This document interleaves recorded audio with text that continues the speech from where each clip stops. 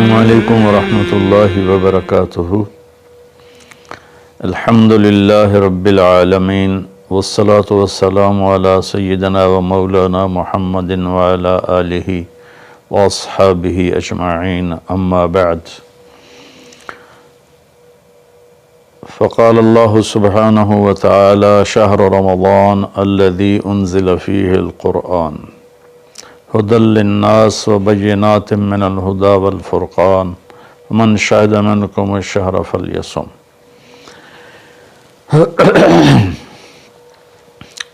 میرے محترم بھائیوں، دوستوں، بہنوں، بچوں، بچیوں، عزیزوں، جو سن رہے ہیں اور جن تک میری بات پہنچے گی، رمضان کی آمد ہے تو اللہ تعالیٰ نے جیسے دنیاوی سیزن بنائے ہیں، جیسے عید کا موقع تاجروں کے لیے سیزن ہے، بڑی عید کا موقع تاجروں کے لیے سیزن ہے، ایسے مختلف قسم کے تہوار دنیاوی دینی جو آتے ہیں تو وہ تاجروں کے لیے سیزن بن جاتا ہے اور ان کی سیل بڑھ جاتی ہے، منافع بہت زیادہ ہوتا ہے۔ تو اسی طرح اللہ تعالیٰ نے بخشش کے بھی سیزن بنائے ہیں، جس میں سب سے بڑا سیزن وہ رمضان المبارک کا مہینہ ہے۔ اللہ تعالیٰ نے اس میں روزے کو فرض کیا۔ یا ایھا الذین آمنوا، اے ایمان والو، کتب علیکم الصیام، تم پہ روزے فرض کیے گئے ہیں۔ روزہ چونکہ اوکھا عمل ہے، خاص طور پہ لمبا روزہ گرمیوں میں، تو اس کو ہلکا کرنے کے لیے اللہ نے کہا ما کتب علی الذین من قبلکم، کہ تم گھبراؤ نہیں، تم سے جو پہلے تھے ان پر بھی ہم نے روزہ فرض کیا تھا۔ اور میں تھوڑی وضاحت کر دوں، ان کا روزہ ہم سے بہت مشکل تھا۔ ان کا روزہ 24 گھنٹے کا ہوتا تھا، افطاری سے افطاری، سحری کوئی نہیں۔ افطاری کھا لی بس ختم، اب اگلے دن کی افطاری 24 گھنٹے کا روزہ ہوتا تھا۔ تو اس لیے اللہ نے کہا کما کتب علی الذین من قبلکم، کہ تم سے پہلوں پر بھی روزہ تھا، لیکن وہ ہم نے ایسا رکھا تھا، آپ کے لیے یہ آسانی والا رکھا ہے کہ آپ کے لیے ساری رات کھانا پینا بیوی حلال ہے۔ پھر آگے یہ خوشخبری سنائی لعلکم تتقون، کہ اللہ کی طرف سے جب لعل ہوتا ہے تو وہ یقین کے معنی میں ہوتا ہے، انسان کی طرف سے جب لعل ہوتا ہے تو شک کے معنی میں ہوتا ہے۔ تو اللہ تعالیٰ نے کہا کہ جب تم روزے رکھو گے نا، جیسے روزے رکھنے کا حق ہے تو تمہیں تقوی نصیب ہوگا، اور اگر تمہیں تقوی نصیب ہو گیا تو قرآن ہی سے ہم سنتے ہیں کہ تقوی پر اللہ کیا دیتا ہے، من یتق اللہ یجعل لہ مخرج ویرزقہ من حیث لا یحتسب، کہ جو تقوی اختیار کرتا ہے اللہ اس کے لیے ہر تنگی سے راستہ نکالتا ہے۔ جیسے آج کل کی ٹینشنیں اور بے شمار قسم کے ڈپریشن اور ایک دنیا کی دوڑ نے ہماری لائف کوالٹی بہت خراب کر دی ہے، چیزیں بڑی اعلیٰ ہو گئی ہیں، سواریاں بڑی اعلیٰ ہیں، لیکن لائف اٹ سیلف کوالٹی اس کی بڑی پور ہو گئی ہے، بہت خراب ہو گئی ہے۔ تو اللہ تعالیٰ فرماتا ہے کہ من یتق اللہ یجعل لہ مخرج، تو جب کہیں اس پر تنگی آئے گی، ذہنی یا ظاہری یا باطنی، تو اللہ اس کو راستہ دکھائے گا، اللہ ہاتھ پکڑ کے اس کو اس مشکل سے نکال کے باہر کھڑا کر دے گا۔ وَيَرْزُقْهُ مِنْ حَيْثُ لَا يَحْتَسِبْ، اور اسے وہاں سے رزق دے گا جہاں سے اس کو وہم و گمان بھی نہیں ہوگا۔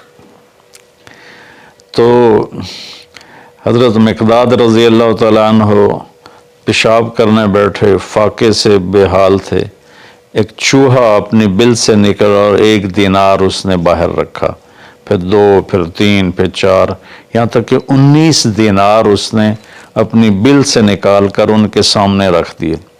وہ بڑے حیران پریشان ہوئے، یہ کیا ہوا؟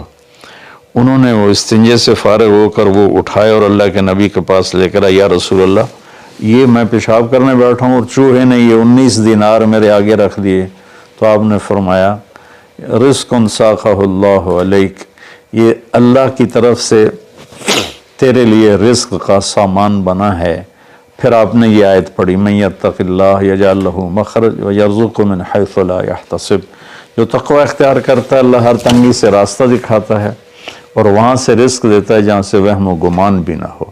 اور اللہ کے دینے کے تو بے شمار راستے ہیں، اللہ کے دینے کے لامحدود راستے ہیں۔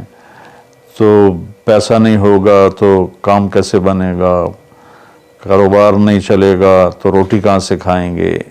وہ اللہ نے اپنے ذمے لیا ہوا ہے۔ ہماری ذمہ ہے کہ ہم سبب اختیار کریں اور تقوی اختیار کریں، رزق اللہ وہاں سے دے گا جہاں سے وہم و گمان بھی نہیں۔ تو تقوی پر من یتق اللہ یجعل لہ من امرہ یسرا۔ پھر دوسری اللہ تعالیٰ خوشخبری یہ سناتے ہیں کہ جو تقوی اختیار کرتا ہے نا، اللہ اس کے کاموں کو آسان کر دیتا ہے۔ اوروں کے لیے وہی کام مشکلات میں گھرا ہوتا ہے اور اس کے لیے مکھن سے بال کے نکلنے کی طرح اللہ اسے آسان فرما دیتا ہے۔ تیسرا تقوی کی جو فائدہ اللہ بتاتے ہیں، من یتق اللہ یکفر عنہ سیئاتہ ویعظم لہ اجرا، جو تقوی اختیار کرتا ہے وہ کو یہ نہیں کہ اس سے گناہ نہیں ہوتا، اس سے بھی گناہ ہوتا ہے۔ ہمارے ہاں یہ بڑا عجب تصور ہے کہ اگر کسی نے داڑھی رکھ لی، تبلیغ میں چلا گیا یا عالم بن گیا، بس اس سے تو کوئی گناہ ہونا ہی نہیں چاہیے اور ہم جو مرضی کرتے پھریں، ہمیں تو کوئی پوچھ نہیں، ہم دنیا دار ہیں۔ تو یہ بڑی گمراہی ہے۔ سوائے نبیوں کے کوئی بشر خطا سے پاک نہیں ہے، چاہے وہ کتنا ہی بڑے مرتبے والا ہو۔ خطا ہر انسان کے ساتھ لگی ہوئی، بلکہ وہ انسان ہی نہیں جس سے خطا نہ ہوتی ہو۔ تو اللہ تعالیٰ کہتا ہے یکفر عنہ سیئات، جو تقوی اختیار کرتے ہیں وہ اپنے گناہوں پہ نادم ہوتے ہیں، توبہ کرتے ہیں، تو اللہ تعالیٰ کہتا ہے ہم ان کے گناہوں کو مٹا دیتے ہیں۔ معاف کرنا نہیں کہا، یکفر مٹا دینا، ایسا مٹا دیتے ہیں جیسے زمیندار زمین میں بیج کو ڈالتا ہے اور وہ بیج میں اس کو زمین میں چھپاتا ہے اور پھر وہ بیج فنا ہو جاتا ہے اور اس سے ایک نیا پودا نکل آتا ہے، ایک نئی جان نکل آتی ہے۔ ایسے اللہ تعالیٰ فرماتے ہیں، یہ نہیں کہا کہ یغفر لہم، اللہ تعالیٰ فرماتے ہیں یغفر کا مطلب ہوتا ہے چھپا دینا، اور یکفر کا مطلب ہوتا ہے صفائی کر دینا، مٹا دینا۔ اللہ ان کے گناہوں کو مٹا دیتا ہے کہ یہ جو کرامن کاتبین لکھ رہے ہیں نا، وہ ان کی کاپیوں سے بھی غائب کر دیتا ہے۔ تو اور دوسرا کام کیا کرتا ہے، یہ ویعظم لہ اجرا، اور اللہ تعالیٰ اس کا اجر عظیم کر دیتا ہے۔ جب اللہ عظیم کرے گا تو اس کی شان کیا ہوگی۔ تو رمضان اللہ تعالیٰ نے ہمیں ایسی بڑی محنت، ایسی بڑی دولت دی ہے اپنی آخرت کو بنانے کے لیے۔ اس میں جسمانی صحت بھی ہے اور اس میں روحانی صحت بھی ہے۔ اس میں جسمانی صحت بھی ملتی ہے اگر روزے کے مقصد کو سمجھ کے کھانا پینا رکھا جائے، اور روحانی صحت بھی ملتی ہے کہ جتنا جسم پہ فاقہ آتا ہے نفس میں روشنی پیدا ہوتی ہے، دل روشن ہوتا ہے۔ امام غزالی رحمۃ اللہ علیہ کا فرمان ہے، جس دن بھی میرے اوپر فاقہ آیا میرے اوپر علم کا نیا دروازہ کھلا۔ تو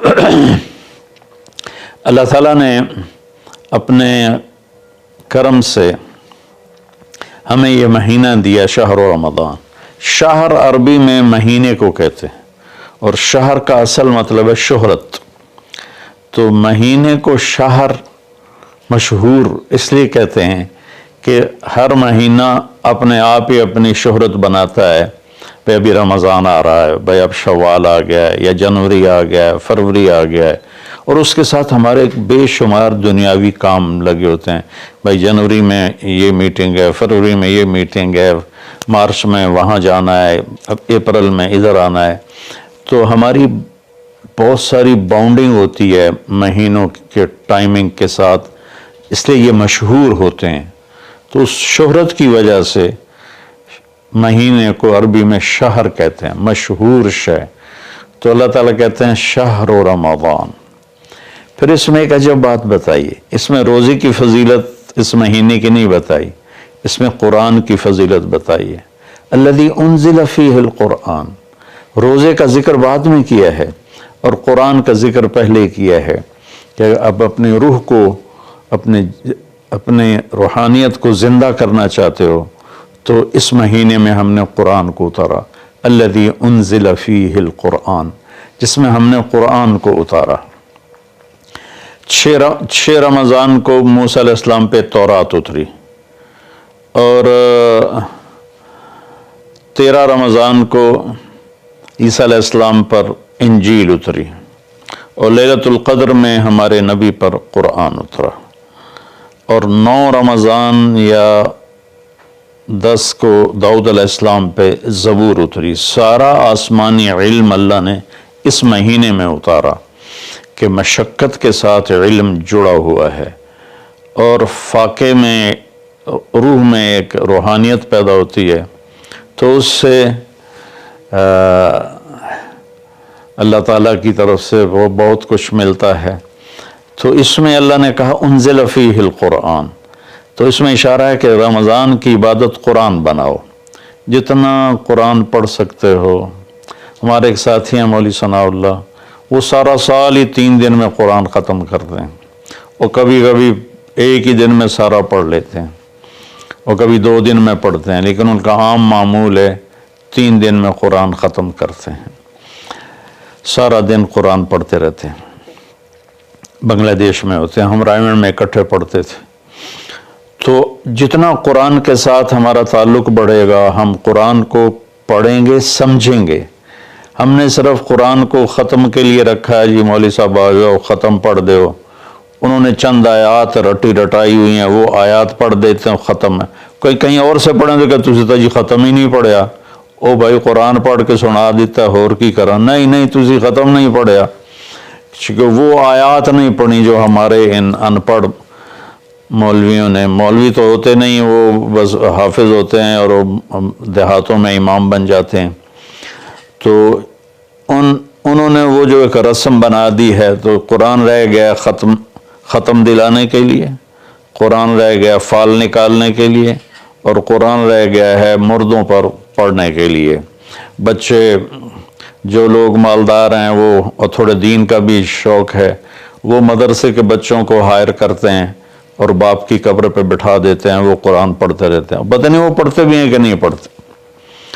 تو قرآن پڑھیں، قرآن کو سمجھیں، روزانہ 1 صفحہ ترجمے کا پڑھ لیں، اور پورے قرآن کو اس طرح پڑھیں، آپ پر حقیقت کھل جائے گی کہ اللہ کیا کہہ رہا ہے، اور ممبر سے ہمارے خطیب حضرات کیا کہہ رہے ہیں، اللہ کس چیز کی دعوت دے رہا ہے، ہمارے خطیب کس چیز کی دعوت دے رہے ہیں، آپ پہ قرآن کھل جائے گی۔ آپ حدیث پاک کو پڑھیں، نبی پاک کی سیرت کو پڑھیں، خاص طور پہ حدیث سے براہ راست استفادہ بھی بڑے اعلیٰ چیز ہے، لیکن جتنا سیرت سے میں اپنے ذاتی طور پر کہتا ہوں، جتنا میں نے سیرت سے سیکھا وہ کسی اور چیز سے نہیں سیکھا قرآن کے بعد۔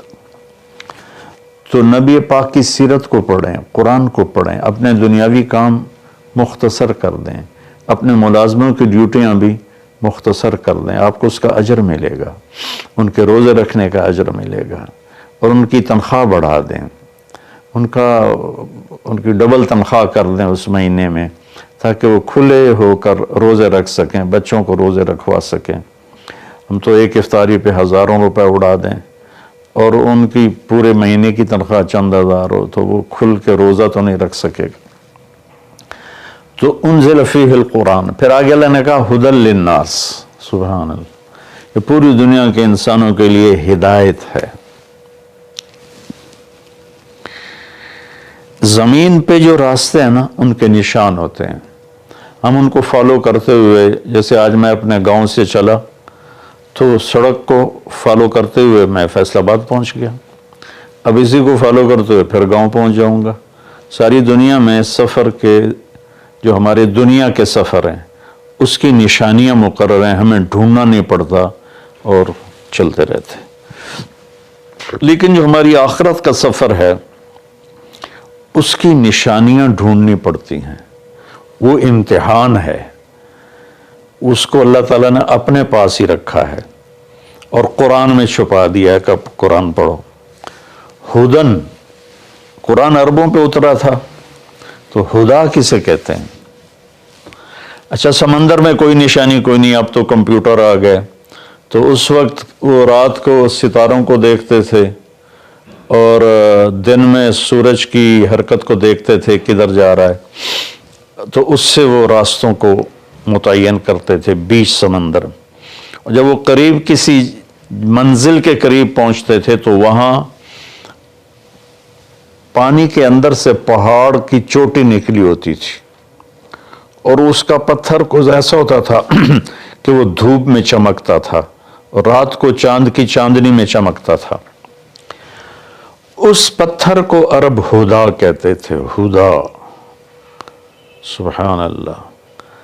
تو یہاں تشبیہ کیا ہے کہ ان زندگی کا سمندر ہے، زندگی ایک سمندر ہے جس میں آخرت کا راستہ ڈھونڈنا ہے، اور ہر انسان ایک کشتی ہے۔ اس کشتی کو اس نشان تک پہنچنا ہے جہاں سے راستہ ملتا ہے، جس کو ہدا کہتے ہیں۔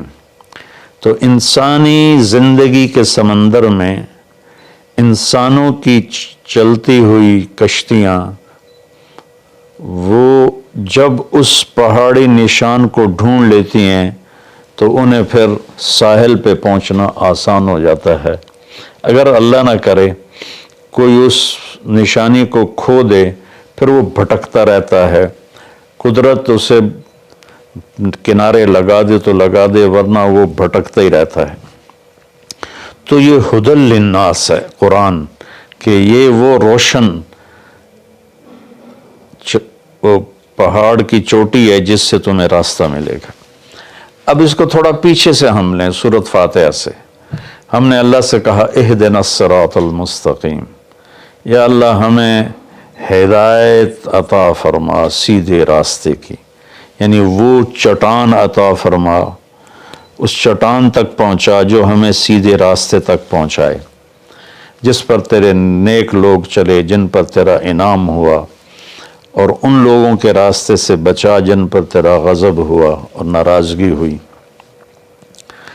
تو جب ہم نے یہ دعا مانگی اللہ سے تو اللہ نے ہماری دعا کو قبول کیا اور قرآن اتار کر کہا الف لام میم ذالک الکتاب لا ریب فیہ ھدی للمتقین، یہ کتاب ہے جو ہر قسم کے شک و شبہ سے بالا تر ہے اور یہ متقین کے لیے ہدایت ہے۔ یہاں کا ھدی للناس ساری دنیا کے انسانوں کے لیے ہدایت ہے، یعنی اگر ڈھونڈنا چاہو اس چٹان کو جو تمہیں منزل تک پہنچائے، اس خوبصورت چیز کو جو تمہیں اللہ تک پہنچائے، تو وہ قرآن ہے، ذالک الکتاب لا ریب فیہ۔ اور خاص طور پر جو تقوی اختیار کرے گا اسے اس قرآن سے راستہ ملے گا، وہ اس کو پہچان کر چلتے چلتے چلتے چلتے اللہ اس کے رسول کے دربار میں کامیابی سے پہنچ جائے گا۔ تو ہمارے بر صغیر میں قرآن کے ساتھ اٹیچمنٹ کوئی نہیں۔ یہ مختلف بزرگوں کی کتابیں لکھی پڑھی ہیں، ان کی سیرت، لکھنے والا کون ہے، اس میں جو واقعہ ہے وہ کہاں سے نقل کیا ہے، اس کی کوئی سند نہیں۔ ایک بزرگ تھے، وہ 25 سال جنگلوں میں خاک چھانتے رہے، سرے سے شریعت نبوی کے خلاف واقعہ ہے کہ میرے نبی نے رہبانیت نہیں سکھائی، اور ان کی شان بیان کرنے میں یہ واقعہ میں نے بھی پڑھا کہ 25 سال جنگلوں کی خاک چھانی، شہر میں ہی نہیں گئے، تو یہ تو عیسائی راہبوں سے بھی بڑھ گئے۔ لا رہبانیت فی الاسلام، اسلام میں کوئی رہبانیت نہیں۔ تو ان قصوں کی نہ کوئی سند ہے، نہ کوئی دلیل ہے، نہ مصنف کی حیثیت کا پتہ ہے، تو ہم قصے کہانیوں میں گم ہیں اور بس قرآن پاک کے ساتھ بے وفا ہیں، قرآن سے وفا نہیں کی، قرآن کو سیکھا نہیں، قرآن کو پڑھا نہیں، قرآن کو سمجھا نہیں۔ اب تو اردو مفتی تقی صاحب دامت برکاتہم کا ترجمہ ایسا عالی شان ہے کہ جو تھوڑا سا بھی اردو جانتا ہے وہ اس سے پورا نفع اٹھا سکتا ہے۔ تو ہدی للناس وبینات من الہدی والفرقان، یہ پہلے ہدا پھر ہدا تاکید کے لیے کہ یہ پوری دنیا کے انسانوں کے لیے ہدایت کا پیغام ہے۔ اگر تم اپنے ذہن کو صاف کر کے اسے پڑھو گے تو بینات من الہدی، تو یہ ہدایت کی خوبصورت نشانیاں ہیں، اور حق و باطل میں فرق کر کے دکھا دے گا قرآن، کہ اس لیے قرآن کا نام فرقان بھی ہے کہ یہ حق کو الگ کر دیتا ہے، باطل کو الگ کر دیتا ہے۔